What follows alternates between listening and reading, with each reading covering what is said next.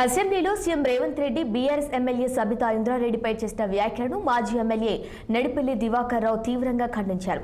CM బహిరంగ క్షమాపణ చెప్పాలని డిమాండ్ చేశారు.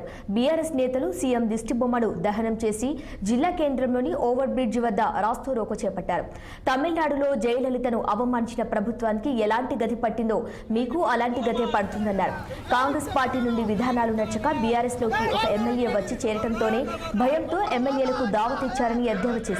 ప్రజా సమస్యలు గాలి కొదిలేసి మందబలం చూసుకొని ఇష్టం వచ్చినట్లు వ్యవహరిస్తే ప్రజలు తగిన గుణపాఠం చెప్తారని ప్రభుత్వాన్ని హెచ్చరించారు.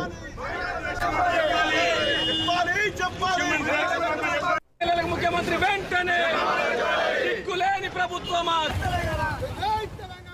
మన ఆడబిడ్డల అసెంబ్లీ అంటే దేశానికి రాష్ట్రానికి దిక్సూచి.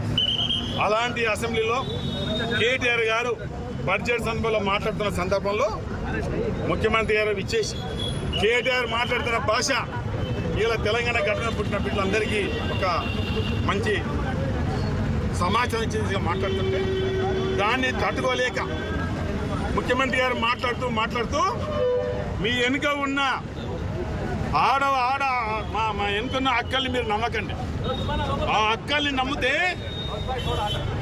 జూబ్లీ బస్ స్టాండ్లో మీరు కూర్చోవలసి వస్తున్న మాట మాట్లాడారు ముఖ్యమంత్రి గారు. ఆడవాళ్ళని అవమానించారు ముఖ్యమంత్రి గారు. ముఖ్యమంత్రి బేషరతుగా క్షమాపణ చెప్పాలి. మన